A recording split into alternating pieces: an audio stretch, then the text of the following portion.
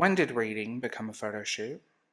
Somewhere in between BookTok and Instagram shelves, we stopped talking about books and started performing them. And I think main character energy might quietly be ruining the way that we read.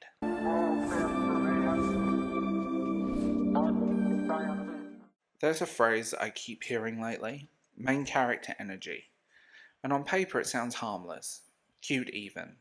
Romanticize your life, be confident, buy the flowers, walk down the street like there's background music playing. Sure, great, love that for you.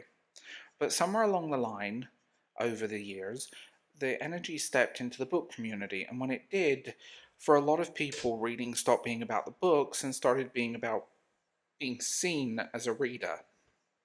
And they're not the same thing. If you spent any time on BookTok, Bookstagram, even BookTube, you know the image. The perfectly curated shelves, the colour-coordinated spines, the coffee just placed slightly off-centre like it's been styled by an interior designer. Sunlight hitting the page exactly at 4:32 p.m.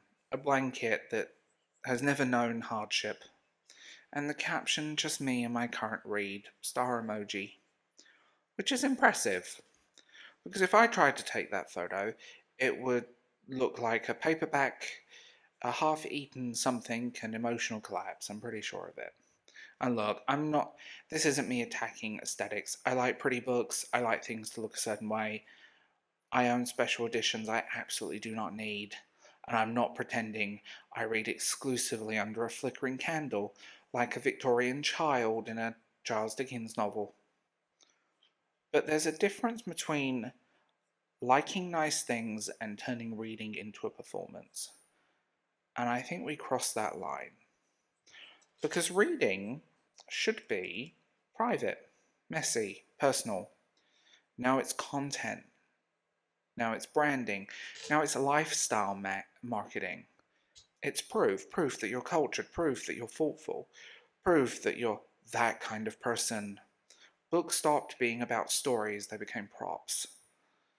And that's where main character energy starts to cause the problem, because once you start making yourself the center of everything, everything has to serve you, even the books. Pay attention to how we talk about reading now. It's less, here's a novel that is what a novel is doing thematically, and more, this book matches my vibe. It didn't resonate with my energy. I just didn't see myself in it. Which again, feeling matters, reading is emotional, but when 90% of the critiques I see online become personal preferences, something gets lost. We stop analysing the text. We start analysing ourselves. The book becomes a mirror instead of a window. And that shift sounds small, but culturally it changes everything, because if the book only matters in relation to you, the deeper discussion kind of dies.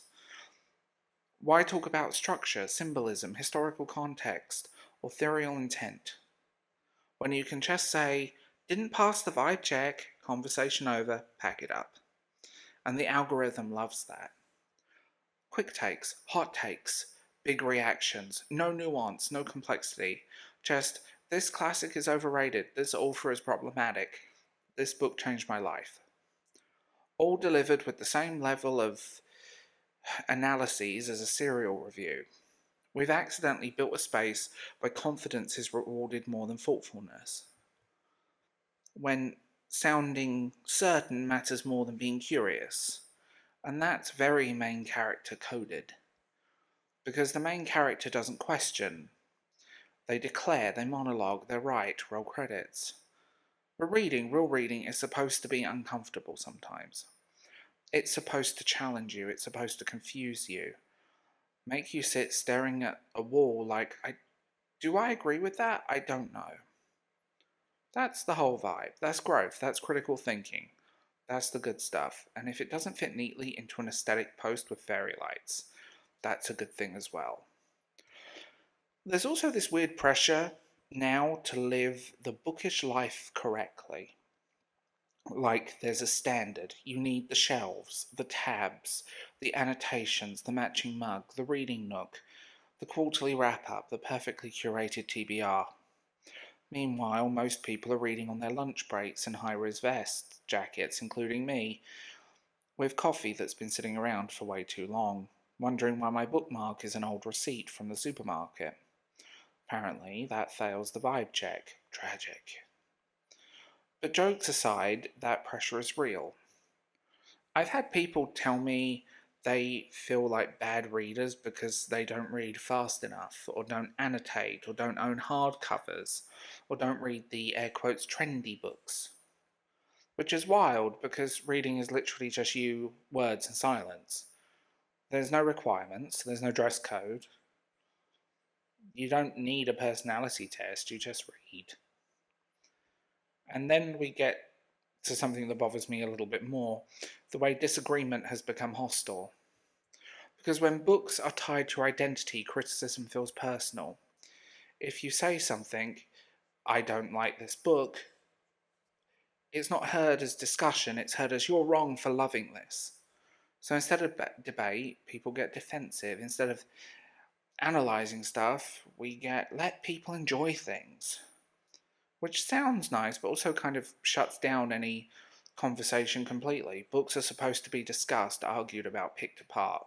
They're not fragile, they're ideas. Ideas survive debate, and many of these ideas have survived literally thousands of years. Hello, the Odyssey and the Iliad. That's the whole point. And I think the worst part of this is how it affects stories themselves.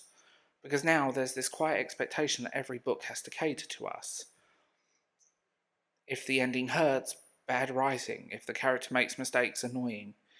If you don't see yourselves represented perfectly, useless.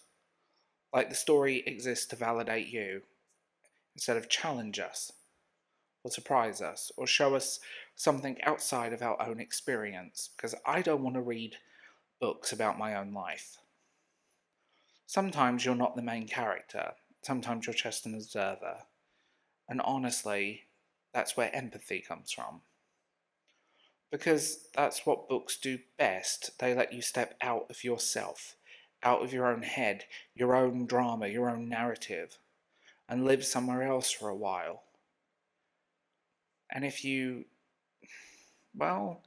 drag main character energy into every story, you never really leave yourself. You're just looking for a reflection.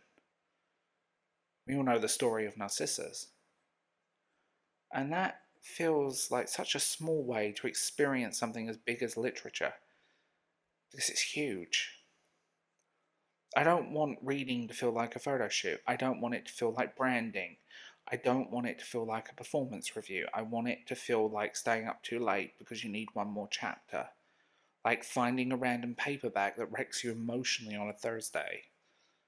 Like messy shelves with cracked spines and notes in the margins. Real, human, uncurated. Because the moment we stop trying to look like readers, we actually become better ones. We talk more honestly, we disagree more thoughtfully, and we engage more deeply. We treat books like conversations, not fashion accessories that you can buy covers for on Etsy. And maybe that's the shift I want. Less main character energy, more curious side character who asks good questions. Honestly, side characters are always more interesting anyway. They get the personality.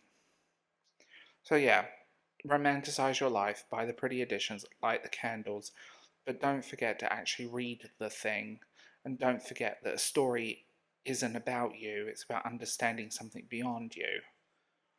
That's way more powerful than any aesthetic could ever be. I'm Darv James, and this was The Book Geek. If you enjoy videos like this, you can support this channel by liking, subscribing, leaving a comment, joining the conversation. And if you want to go a little bit further, you can join this channel as a member, subscribe to Patreon, Substack, for exclusive stuffs, or just buy me a coffee on Ko-fi. I'll talk to you guys in the next one.